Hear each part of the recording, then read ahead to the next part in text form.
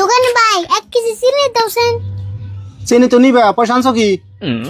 বাপরে তুমি আবার কেমন দোকান গো, মাল দেওয়ার আগে পয়সা চাও।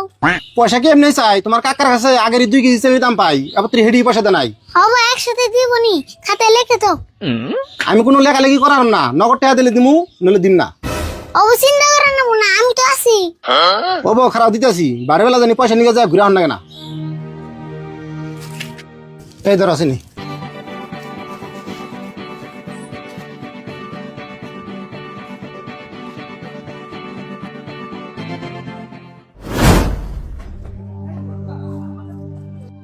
রাশিদুল ভাই, তোমার দোকানের চা তো ভালোই লাগে, কিন্তু তোমার বাইস্তার ব্যবহার সেই খারাপ। কও কি? আরে বলে আমার কি খারাপ ব্যবহার করলো? রাস্তায় তোমার বাইস্তার নগর দেওয়া হয়েছিল, ভালো কথা কইলো তাও সেট করে ওঠে।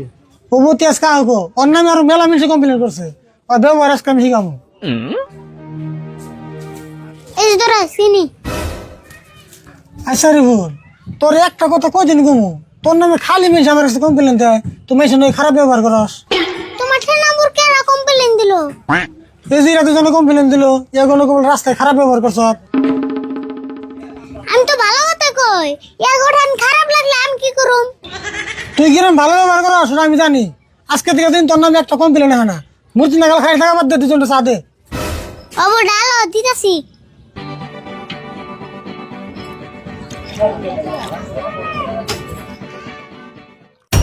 আমার নামে কমপ্লেইন দাও না, রসি খেয়ে দিতাছি।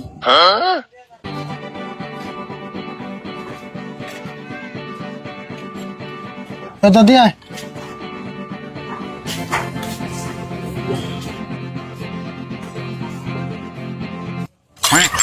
ওরে বাবা রে, কি করছিস রে?